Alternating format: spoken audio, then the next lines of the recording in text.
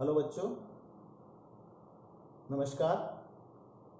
अब हम आते हैं वैदिक कालीन शिक्षा का भाग 2। हमने इसमें बहुत कुछ बता दिया था। अब हम आगे आते हैं कि वैदिक कालीन जो शिक्षा थी उसका शिक्षा सत्र व समय क्या था। शिक्षा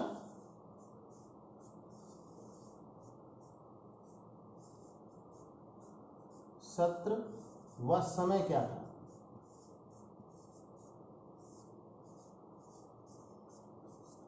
शिक्षा सत्र व समय क्या था। देखिए, उस समय जो शिक्षा दी जाती थी वो वर्ष के हिसाब से दी जाती थी। मान के चलिए कि एक वर्ष में या वर्ष के दौरान जो शिक्षा होती थी वो ज़्यादा से ज़्यादा 4 या 5 माह तक शिक्षा दी जाती थी। 4 या 5 माह ही शिक्षा दी जाती थी और बाकी के समय में जो शिष्य थे वो अपना अन्य काम करते थे। और जो वर्ष के दौरान जो शिक्षा प्रारंभ की जाती थी वो विद्या जो आरंभ की जाती थी एक समारोह के द्वारा की जाती थी। उस समारोह को बोला जाता था उपाकर्म समारोह।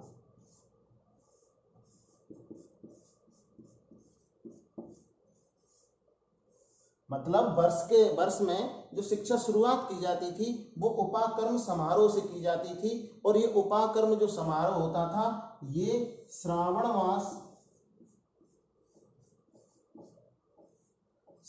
जो मास होता था उस मास की पूर्णिमा को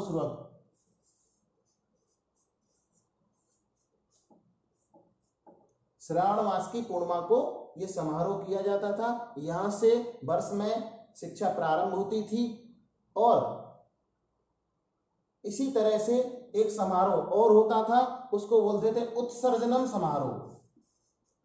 उत्सर्जनम समारोह।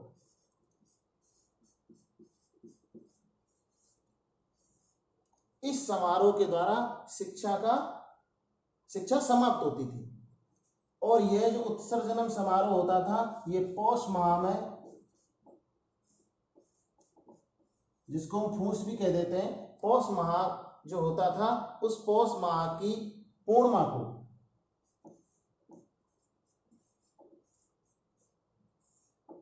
को विद्या या शिक्षा समाप्त होती थी। वर्ष के दौरान जो शिक्षा शुरू होती थी वो उपाकर्म समारोह के द्वारा और समाप्त होती थी वो उत्सर्जनम समारोह के द्वारा होती थी। और जो समय था शिक्षा का जो समय था वो समय दिन में सुबह से ही चालू हो जाता था। शिक्षा का प्रारंभ सुबह से, या हम कह सकते हैं प्रातः काल से शुरू होता था।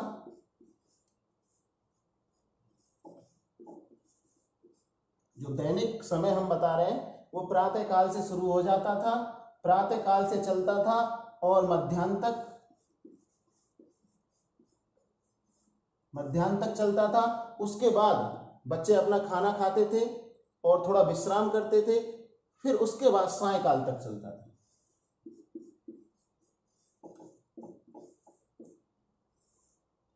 प्रातः काल से शुरू होता था, मध्याह्न तक चलता था। मध्याह्न के समय जो बच्चे थे वो भोजन आदि और विश्राम के बाद फिर दोबारा से पढ़ना चालू कर देते थे और सायंकाल तक चलता था। तो ध्यान रखना, ये शिक्षा सत्र हो गया और ये हो गया इनका समय। आगे बढ़ते हैं।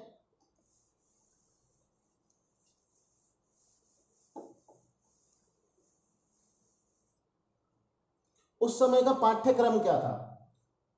वैदिक कालीन शिक्षा के दौरान पाठ्यक्रम क्या था?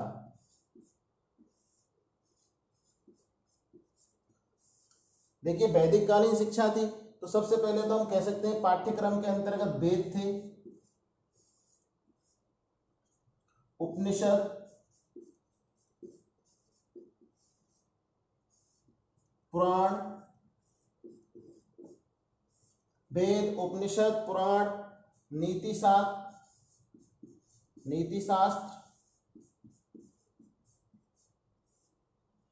इतिहास,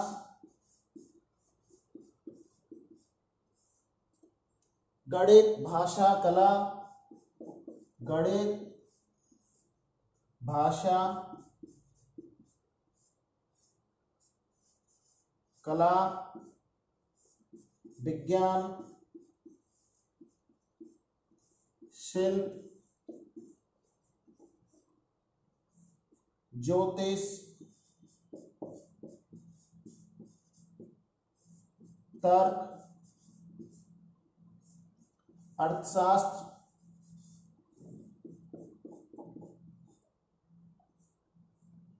सैन्य शास्त्र और चिकित्सा।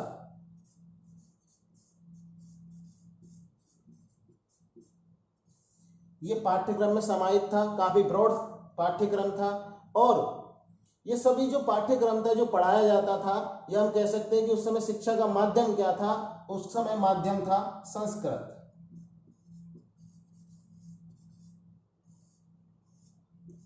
ये सारी जो विषय हैं वो किस भाषा में पढ़ाई जाती थी?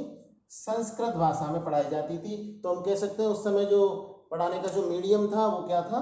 संस्कृत था। ये हो गया इनका पाठ्यक्रम। आगे बढ़ते हैं हम। शिक्षण विधियां। शिक्षण विधियां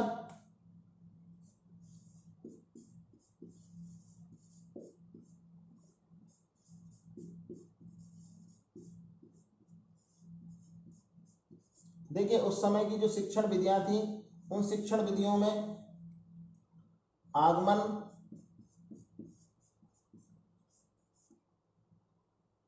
निगमन, उदाहरण,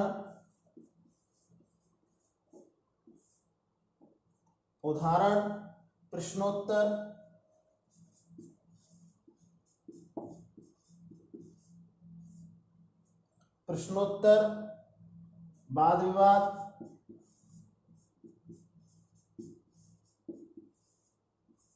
कथा व कहानी, कथा व कहानी विधि, आगमन, निगमन, और उस समय शास्त्रार्थ भी किया जाता था। शास्त्रार्थ एक तरह से होता था वाद विवाद।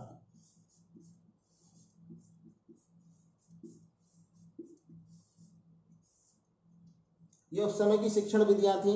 इसके अलावा कुछ मुख्य विधियां और थी। उन मुख्य विधियों में 3 विधियां थी। मनन,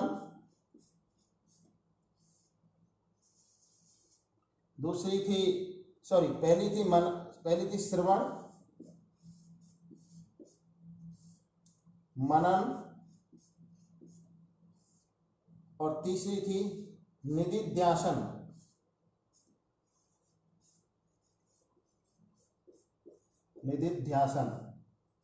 ये जो 3 विधियां हैं ये मुख्य थी। इनका मतलब था, श्रवण का मतलब था सुनना,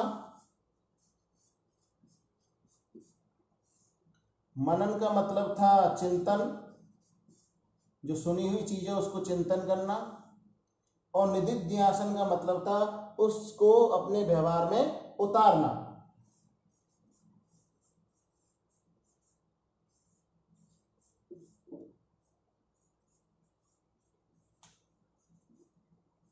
ध्यान रखना, ये विधियां तो हैं आगमन, निगमन, उदाहरण, प्रश्नोत्तर, वाद विवाद, कथा, कहानी, शास्त्रार्थ, वाद विवाद, ये विधियां थी। लेकिन मुख्य विधियों में थी श्रवण, मनन, निदिध्यासन। श्रवण सुनना, चिंतन, मनन चिंतन, और निदिध्यासन माने था व्यवहार में उतारना। उस समय एक चीज और था, उस समय भी मॉनिटर पद्धति थी। क्या था? मॉनिटर पद्धति।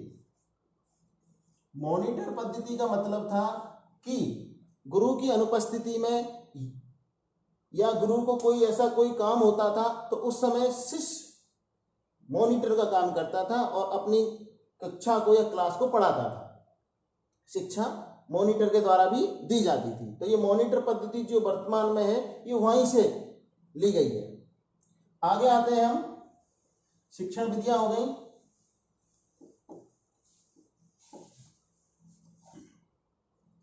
आगे हम बात करते हैं गुरु शिष्य संबंध। गुरु शिष्य संबंध के बारे में।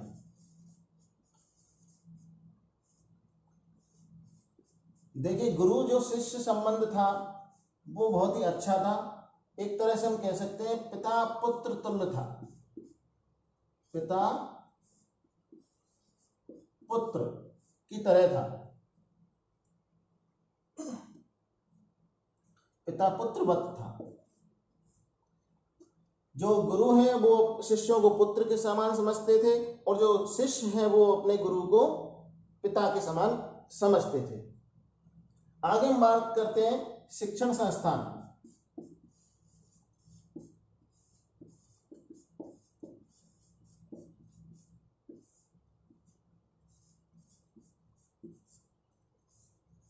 देखिए, दो जगह पर शिक्षा ली जाती थी। एक तो पिता के घर पर ली जाती थी, पिता के घर पर, वो भी एक तरह का संस्थान था। और दूसरा कहाँ पे ली जाती थी? गुरु के कुल में या गुरुकुल में या गुरु के आश्रम में। जब बच्चा पिता के घर में शिक्षा लेता था तो उसे कहते थे हम पितुरंतेवासी। ध्यान रखना, पितुरंतेवासी कहा जाता था। जब बच्चा पिता के घर में शिक्षा लेता था तो वो पितुरंतेवासी कहलाता था। जब वो गुरुकुल में शिक्षा लेता था तो उसे अंतेवासी कहा जाता था। अंतवासी एक तरह से शिक्षण संस्थान थे। आपको पता है, जब बच्चा प्रारंभिक शिक्षा लेता था, जब वो 5 वर्ष का होता था, घर में लेता था, तो वो पितुरंतेवासी कहलाता था। और जब वो गुरुकुल में चला जाता उपनयन संस्कार के बाद, तो वह अंतेवासी कहलाता था।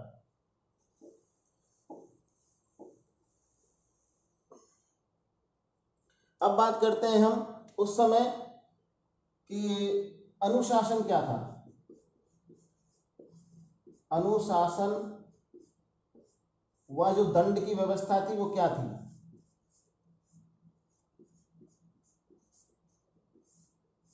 देखिए, उस समय जो शिक्षा दी जाती थी वो शिक्षा एक तरह से निष्पक्ष थी। तो अनुशासन और जो दंड था वो भी क्या था? निष्पक्ष था। किसी के साथ कोई भेदभाव नहीं होता था, सभी को उनके दंड के हिसाब से, उनके जो भी उन्होंने किया दंड समान दिया जाता था, निष्पक्ष दिया जाता था। हम कह सकते हैं निष्पक्ष था। लेकिन उस समय जो दंड था वो दंड शारीरिक कम था। शारीरिक दंड कम था लेकिन आध्यात्मिक ज्यादा था। आध्यात्मिक जो दंड दिया जाता था वो ज्यादा दिया जाता था। आध्यात्मिक का मतलब है कि जैसे उपवास रखना, उपवास रखना, या जैसे छिड़कना भी एक उस समय, छिड़कना का मतलब है कि गुरु कह देता था कि मेरी नजरों के सामने से हट जाओ। इस तरह से दंड दिया जाता था। तो जो दंड व्यवस्था थी वो शारीरिक कम थी लेकिन आध्यात्मिक ज्यादा थी। आगे हम चलते हैं। अनुशासन दंड हो गया। उसके बाद हम आगे आते हैं कि उस समय के केंद्र कौन से थे? शिक्षण केंद्र, वैदिक कालीन जो शिक्षण केंद्र थे वो कौन कौन से थे? जैसे कुछ केंद्र आपने सुने होंगे, तक्षशिला,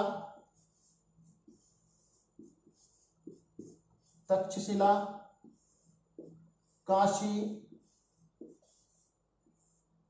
प्रयाग,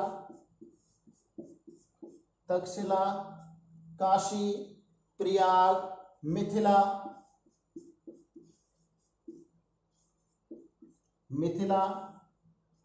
तक्षशिला, काशी, प्रयाग, मिथिला और कांची।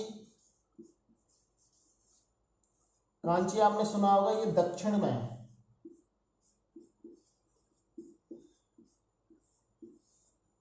ये दक्षिण में आ जाता है। ये उस समय की शिक्षा के केंद्र थे या शिक्षण केंद्र थे। उस समय एक संस्कार और होता था, समावर्तन संस्कार।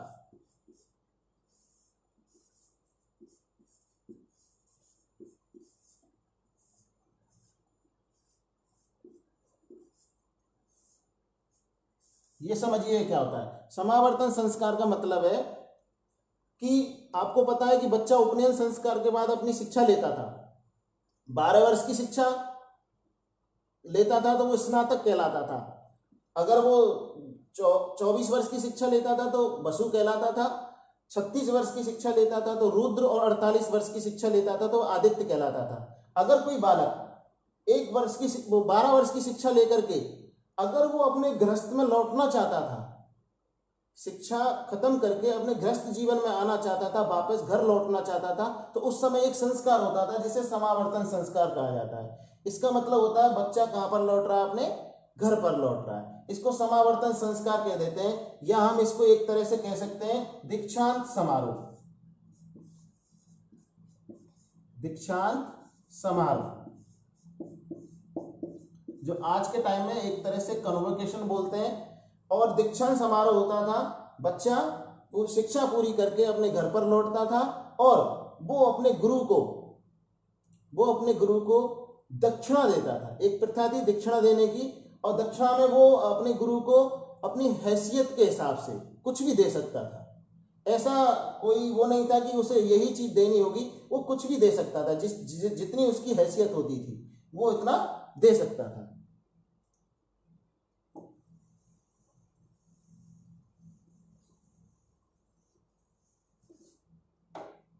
अब आगे आते हैं हम विशेषताएं।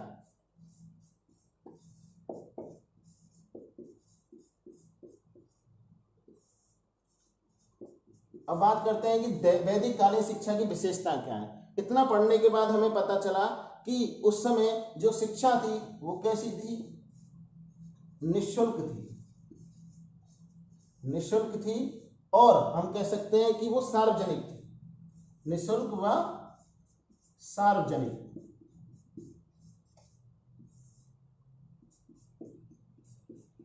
दूसरी विशेषता हम कह सकते हैं कि जो शिक्षा है वो व्यवहारिक थी। शिक्षा कैसी थी? व्यावहारिक थी।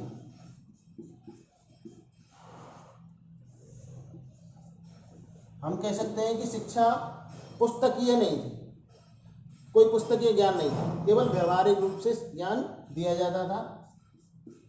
तीसरी विशेषता है कि शिक्षा राज्य के नियंत्रण से मुक्त थी। शिक्षा क्या थी? राज्य के नियंत्रण से मुक्त। दूर जंगल में शिक्षा दी जाती थी, राजा का उस पर कोई भी नियंत्रण नहीं था। वो बात अलग है कि राजा कुछ मदद कर सकता था, लेकिन उस राजा का उस पर कोई नियंत्रण नहीं था।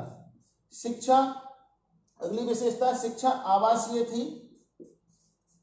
शिक्षा क्या थी? आवासीय थी।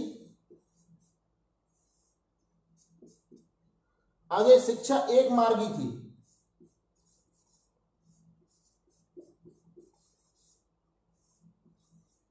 एक मार्गी का मतलब है कि शिक्षक का ज्यादा रोल रहता था। शिक्षक व्याख्यान विधि का प्रयोग करता था और एक तरफ से ही ज्यादा होता था। हम कह सकते हैं आज के हिसाब से हम टीचर सेंटर्ड थी, ना कि चाइल्ड सेंटर्ड थी।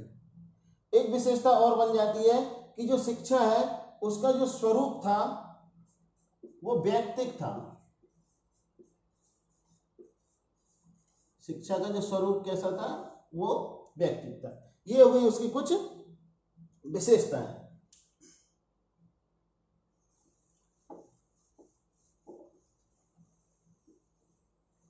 बच्चों, उस समय क्या था कि जो शिष्य थे वो भिक्षा मांगते थे, और वो भिक्षा मांग करके लाते थे, अपना और अपने गुरु का पेट भरते थे। इसी तरह रोजाना भिक्षा मांगते थे। तो यहां पर एक क्वेश्चन बनता है कि जो ब्राह्मण के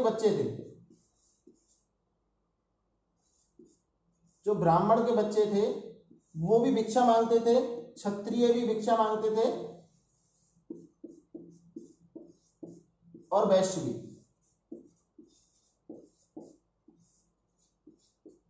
इसको भिक्षाटन कहते थे। भिक्षा मांगना भिक्षाटन कहलाता था। और ये तीनों अपने साथ में एक डंडा रखते थे। क्या रखते थे? डंडा।